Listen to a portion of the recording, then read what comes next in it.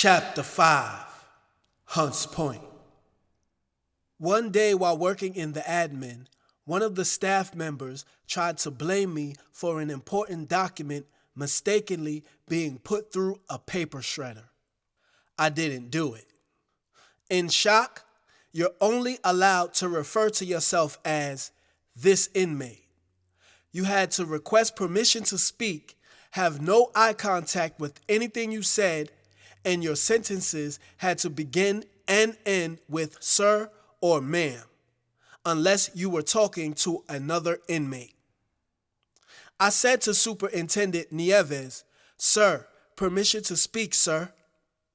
Nieves replied, "Speak, inmate." "Sir, this inmate did not put the paper through the shredder, sir." He said, "So she's lying? Are you calling my staff a liar?" I said, "Sir, no, sir." He said, "Okay, so you did do it." I said nothing. He said, "You're Sanders, right?" Calling me by the last name I was arrested under. He continued, "Do you know what it means if I know who you are?" Again, I said nothing. I'd already felt where this was heading. He got close to my face and said, "It means you've been nothing but trouble. Go pack your bags. You're finished." He was right. I was always in some shit, doing one of those stupid ass punishments, standing outside for hours, holding a dinner plate, doing the rock pile, or carrying a log. Just always something. So as loud as I could, I said, "Sir, yes, sir," turned around and went straight to the dorm. At this point, I just didn't give a fuck what happened. The first 2 months of the program, you're a green hat. The next 2 months, you're a red hat. The last 2 months, a gold hat. I was a red hat with my 22nd birthday coming up in less than a week. I went and packed my bag preparing to go to jail. Prison. As I was packing, Mr. Schrader walked into the dorm. Usually, you had to stand up and stand at attention when a DI walked in, but I just sat on my fully packed bag. Mr. Schrader, a white man who looked to be about 50 or 60 years old, stood about 6'6", pipe thin, with a blonde mustache that covered his top lip, and always wore long, straight-leg sweatpants that covered his belly button. For whomever is reading this, just so you know, Mr. Schrader can do more sit-ups than you and will out-jog you day or night, period.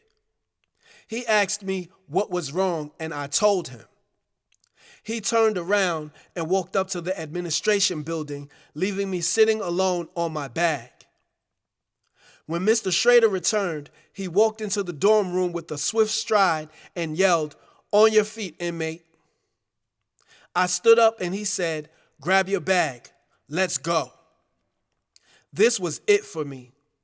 All that time wasted. I wasn't going home early. I was going to prison, a sentence inside of the sentence I was already serving. We left the dorm, walked out onto the blacktop, and standing there was Superintendent Nieves. The newly arrived platoon was also walking up, getting ready to do the 6-mile jog all new platoons do when they first start. I stopped, looked at them, and tried to pick which ones I thought wouldn't make it just by looking at them. Mr. Schrader said, "Sanders, I spoke to Mr. Nieves and he's willing to give you one last chance." I said, "Okay, thank you. I could have said it 1,000 more times if I had to. Shit, I was in my 4th month. Mr. Schrader cut me off and asked me, "Sanders, I'm going to ask you this one time. and I want to know the truth. Did you shred the paper? I looked at him and I wanted to lie. I just wanted to get it over with, but I couldn't do it. Minus the sirs, I looked him in his eyes and said, "No, Mr. Schrader, I did not do it." He said, "Okay," patted me on my shoulder, ushering me toward the dorm and said, "Put your PT gear on. You're doing the 6-mile jog again." Now, when I did the 6-mile jog the first time, I was glad when it was done and promised to never run again in life. My legs were like noodles when we finished and didn't stop hurting for days after. Today, however, it was different. I'd never worked out before shot. By that day, I'd been working out and running 1 mile every morning for the past 4 months, so I was ready and said, "Okay."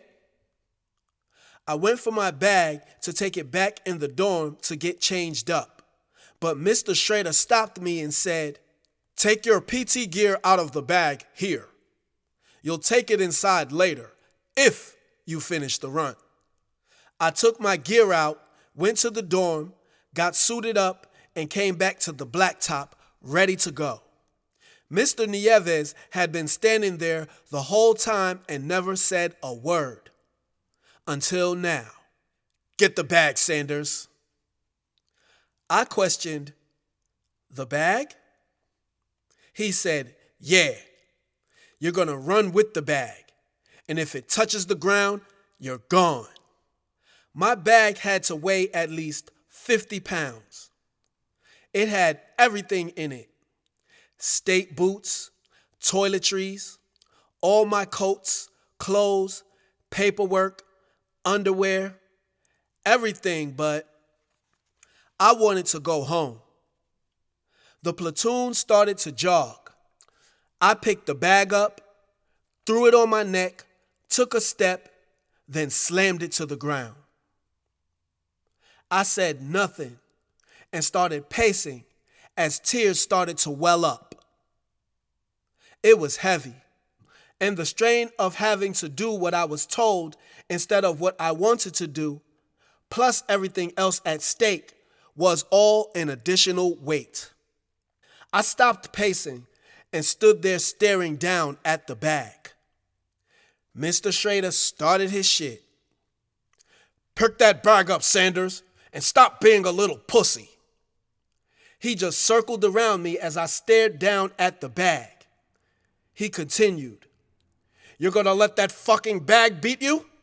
Voice of the war dogs? What do you want to do? You want to go to prison, or do you want to go home? Come on, give me a mile, Sanders. Pick it up." Then I did. Mr. Schrader started jogging alongside me, and I didn't think about the weight on my neck. I thought about all the times I'd ever felt defeated, all the times I'd ever felt pain. I wanted to win. Halfway back, I'd almost dropped the bag, but one of the kids from the new platoon ran over and caught it.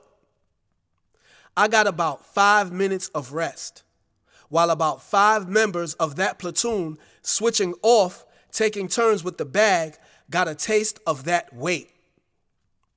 That was until Mr. Schrader said, "Sanders, we don't need no punk-ass platoon carrying a war dog's weight, now do we?"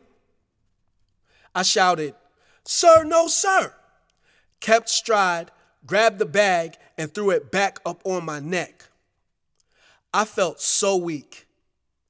Only thing I was running on was Mr. Schrader's voice. The platoon had made the turn ahead of me, heading back to the blacktop. Every staff member and every inmate stood out there waiting for the platoon's arrival, like always, whenever a new platoon finished the 6-mile jog. I heard the claps and the cheers for them as they completed their run. As Mr. Schrader and I came around the corner and they saw me, running with that bag on my neck, they went crazy. They clapped, they whistled, stomped, cheered, banged on the walls, and yelled, "Go, Sanders, go! You can do it, man!" I saw Mr. Nieves standing right where I had to stop. And stop I did, right at his feet, dropping the bag and lying flat on my back. He said calmly, "On your feet, inmate, and stand at attention." I popped up and stood firm, no eye contact, hands at my side, heart beating, clothes dripping with sweat, and my body hurting. Mr. Nieves said, "Sanders, I respect you. But don't think you did something big here. What you did was for you. If you really want to prove something to yourself," ordered me to look at him, got close to my face and said, "Do something for somebody else." I took it in. Forever. He continued, "You earned your spot so you can stay. Go wash up and hit the mess hall." I did. Inmates usually get 3 minutes to shower and 3 minutes to eat. That day, I got a total of 15 minutes to do both. I got to shower alone as opposed to being surrounded with 30 butt-naked wet males, and I ate in an empty mess hall by myself. I thought about the run, the cheers, and everything that took place as I sat there and ate. And it occurred to me, see, everybody knew me because I was a knucklehead, but after that day, everybody treated me different. They had to, because I felt different. Nothing was the same, including my behavior. Before shock, when I was home, all I did was wake up, walk out of my door, did shit during the day, went home, went to sleep, rinsed, and repeated. After shock, I learned that I mattered. And the choices I made a difference in not only my life, but the lives of people I'd never meet. I'm important. I count. 2 months later, it was time to go home. On the day that I was leaving, I woke up kind of down because nobody had sent me clothes. The facility gave me state-issued clothing. The gray Corecraft sweater, those hard-ass cardboard denim jeans, and state boots. On the bright side, at least I was going home. But first came the ceremony. I know it was jail, but I felt as proud as I would have had it been my graduation because I'd made it through when so many others hadn't. All the inmates' families were waiting as we marched in sync, eyes forward to the blacktop. First person I saw was Pam. I'd been calling her collect every weekend just like she'd said I could. Next person I saw was SB. And then my father.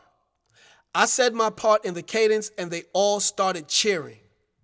I was so glad to see them because I wasn't sure if anyone was coming. I wanted to ride back to NYC with my dad, but he didn't offer, so I didn't ask. We just had no connection. I rode with Pam. We went to Pam's house to talk, catch up, and chill. As usual, my father was busy and couldn't join us. I was now 22 and I always had a crush on Pam's sister, Nina, since I was a kid, but she's family, so I never crossed. I was too young anyway, but she was always so gorgeous to me. Pam's sisters were both beautiful, as well as her mom. Nina resembled the actress Halle Berry, but that's my little brother Keith's aunt, so I never acted on it. An hour after our arrival, Nina came over. She came in, gave me a hug, told me how good I looked, and I returned the compliment. We all sat and talked about what we wanted to do with our lives. Pam and Nina wanted to start a clothing company. Everybody already knew what I wanted to do. Pam and Nina had a prototype of a shirt they'd designed and asked me to model it for them.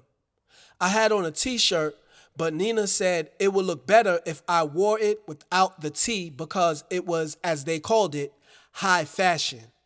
It was a nice silk, pink, long sleeve button-up shirt that fit nicely on me. They told me to walk back and forth and keep the shirt unbuttoned. I reluctantly took my first stroll across Pam's room. Everybody admired my form, especially SB, because I'd always been super skinny. He said, "Damn, son, what they was feeding you?" Working out for all those months made my body more defined, and I ate every day, so I put on weight. I went in about 120 pounds and came out 162. I've never felt comfortable with my body since I was a kid because I was so welted and skinny. Even though I'd gained weight, I still felt the same. The attention kind of embarrassed me, so I just put my shirt back on and changed the subject. Keith was somewhere with his buddy Christian playing basketball, so I didn't get to see him that day. I will be leaving Pam soon because I had a curfew. As a parole officer, Pam wasn't cutting me any slack and kept watch of the clock. She hopped up and said, "Oh yeah," walked into her room and came back with a small black velvet bag containing my chain, ring, and my bracelet. We had to go, but before we got on the train, we stopped by Miss Howells, Pam's mom. She wanted to see me. The first thing she said when she saw me was, "Boy, you got big. You're so handsome." Gave me a hug and a kiss on my cheek, rubbed the sides of my arms and said, "You look good." I loved Pam's mom. I said, "You too. You just get more beautiful every time I see you." It's true. Back in Hunts Point, I got home and saw Raynette for the first time. She was always fresh dressed, head to toe, gorgeous and full of fire. I was so happy to see her and even happier to be home. We rode around all day and she took me to her old stomping grounds on 145th Street in Harlem, or 45th as it was called, where she chilled with her Bout It girls. We stopped by a store on the Strip so she could meet up with her homegirl Kim. Kim's brother D. Ferg owned a clothing store over there. He designed his own clothing named after himself called Ferg. It's the first time I'd ever heard the term black owned. He was so cool and gave me and SB some free shirts that day. Sadly, shortly after that, he'd passed away. I don't know what happened to him, but it wasn't gun violence or anything like that. Just glad I got the pleasure to be inspired by a young black entrepreneur before he left us. D. Ferg, sleep in peace. SB's cousin Yoshi came over for a visit. What I didn't know was he'd been staying there off and on while I was locked up. He was from Harlem. It was always cool to spend time with him and his three brothers on 130th and Convent in Harlem. Flashback. Harlem, or Mecca, as some people called it, was a place where the black man could walk amongst his own people with pride. We were surrounded with the culture that was the blood, flesh, and bone of the people. Harlem has style that's very often imitated, and attempts are frequently made to duplicate it. When the culture couldn't be copied or captured, it was studied and subsequently stolen. I grew up seeing that black people were creative in nature. From the root to the fruit, we were forced to be. Even in my own life experience of my own creativity, I hear and see people doing and saying things that didn't make it off of my cutting room floor. We come up with the fly on a fumble. I used to be amazed by my capabilities until I learned where I came from and realized I'm a black man.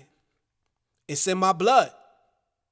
I hadn't been rapping seriously as far as taking the steps to take it to the highest level but about 2 years.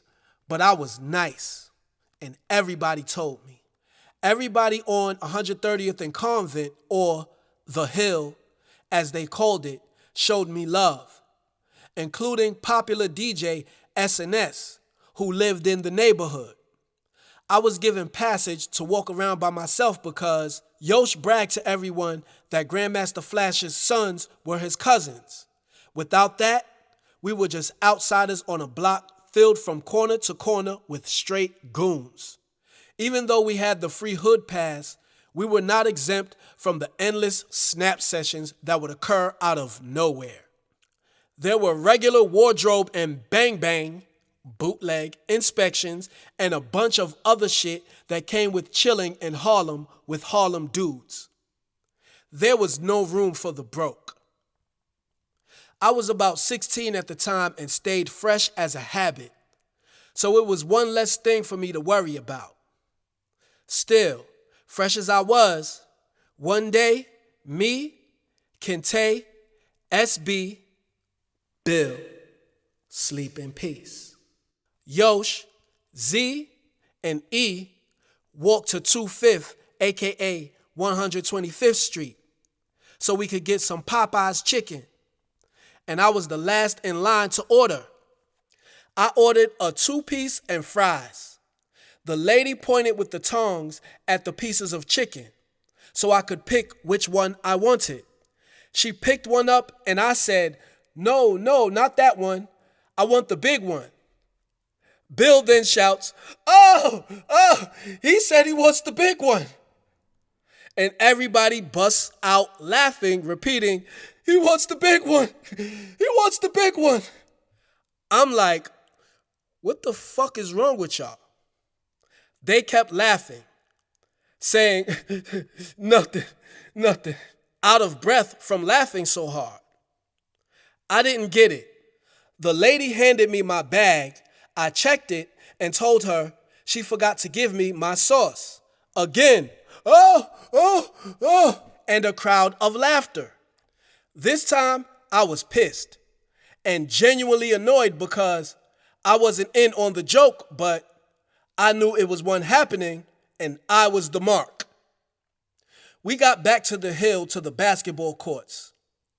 This was the basketball court G Money shot his shot in New Jack City. Whenever I saw the movie, I'd get excited because I knew the park and played in it many times throughout my childhood. Harlem was full of stars, hood and otherwise. Aaron Hall was a friend of my family on my little brother Keith's side. He knew Pam and her sisters and had even bought my brother Keith a puppy once.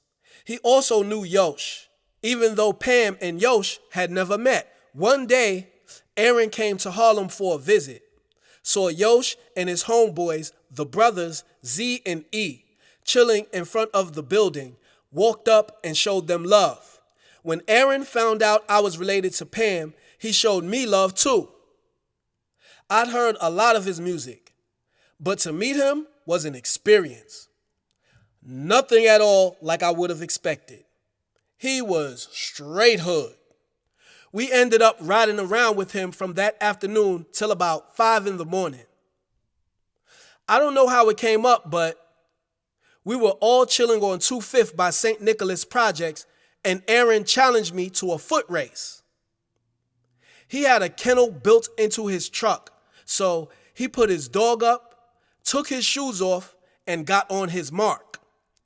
Barefoot on the concrete at 1 in the morning, I raced Aaron Hall for an entire block, giving it my all, and he smoked me. He jumped off the curb and everything. Maybe I should have took my shoes off too. Later that night, we went to a club which I amateurishly fell asleep in, up in the balcony. I've never been a club dude. I'm still not. He left with two gorgeous ass women, left us to drive his truck and headed straight into the project like he wasn't the celebrity that he is. He looked at me and said, "Hey, Flash Jr., better luck next time," then dipped off. 2 other movies were shot on the Hill. Wesley Snipes' movie Sugar Hill and Juice. This guy named Crazy Sam was in front of the building when they were filming Juice and told me that he had a part for me. All I had to do was go to the roof and jump so he'd know I was dedicated. He was joking, of course. He was a friend of my dad, and I'd met him back in the days when he worked on Video Music Box with Ralph McDaniels. Every time I see Juice, I trip. They filmed 80% of that movie on the Hill, and the end scene was shot right in Kente's house. More and more, I began to love the entertainment business and wanted in. I'd never heard Tupac's music before Juice, but I'd heard he was a rapper and started to take notice. I finished up my Popeyes and noticed quietly that while everyone was talking, they repeatedly said the phrase, "no homo," or pause mid-sentence, and I didn't know why. I didn't want to seem like too much of an outsider, so I asked the kid who I'd heard saying it and asked him what it was about, thinking my ignorance would be kept a secret, but Chopin was a Harlem kid, fresh top to bottom, couldn't have been older than 11 or 12, but had the swagger of a dude twice his age. We were at the Biddies with the other imaginary dunk kings. The Biddies were basketball hoops about 7 feet high that had the shortest guys doing the tallest tricks. After he got in a few snaps, he broke down what the pause, no homo thing was all about. I didn't know whether to laugh or be pissed off all over again. One thing I knew for sure, I'd be watching what I said and probably wouldn't be speaking as much. Chopin was an intelligent kid and had a bright future ahead of him. I often wonder what he'd be like today had he not gotten shot all those years before. From what I understand, Chopin, someone a church-going woman would call a baby, was hit by a stray bullet. When I came over that weekend to the news, it caused me a great sadness. Chopin, to be so young, was ahead of his time and gone way too soon. Chopin, sleep in peace, little brother. I gave my condolences to his brother Tucson and told him to pass it on to his family. I've always hated guns. The first gun I saw in real life was a revolver hanging out of Clarence from 240's sweatpants pocket.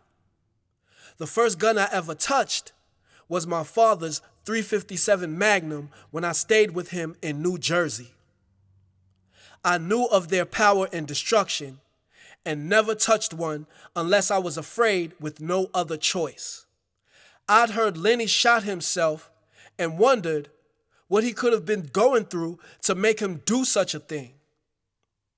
I knew Lenny since I was a kid. We weren't friends, but he's from Hunts Point, so we shared some of the same friends. Guns have a ripple effect when fired. I knew that. I know that. Lenny, sleep in peace. End of flashback. Hip-hop and music in general has always been a big part of my life. I could say it's genetic through my mother and father, but that may be a stretch. Hip-hop was different now from when it first started. Yosh left, I did my push-ups I was accustomed to now because of shock and went to sleep. I woke up the next day to report to my parole officer, got the rules, gave urine, and bounced till the next week. One of the rules was to get a job. Getting a job was one of the stipulations of my parole, or I would get violated and sent back inside. I got in this program called CEO, for parolees newly released. A van would be by the Sears Fordham Tower on Fordham Road in the Bronx to pick us up. We would do things like pick up trash on highways with a poke stick, pull weeds from the grass, other types of manual labor, and get a $30 check at the end of the day. After a couple days of that, I started to get stressed. What I was thinking and my solution had a high risk factor. I went to the back of Hunts Point and it looked different. It wasn't as active as it was before I got locked up, and I got the update on what it was. Everybody told me that the cops came through, and majority of my friends got swept up by the police in an operation called the Bloody Point. It was on TV news. They showed me the newspaper article, and as I read it, it was reaffirmed to me how real this selling drug shit was. These were people I'd grew up with. It was too close to home. I kept up with my parole and continued going to CEO for about a month. All I did all day was stay home and write raps after work. That was my plan. Be a big rap star and get rich while I was at it. I felt I was better than everybody I knew about, signed or unsigned. In 1998, it was rare to meet a person that rapped, and even more rare to meet someone who was actually good at rapping, compared to now, whereas you can throw a rock and hit someone who calls themselves a rapper. Hip-hop to me, for the women, turned into ho-hop. For the men, it was hate-hop. Hate directed at ourselves. Hip-hop to me was created to bring our people together. A large percentage of what I was hearing now was degradation and division. Things that were once underground and out of reach of children were placed in the mainstream, readily available for all to consume. Pornography, prostitution, etc.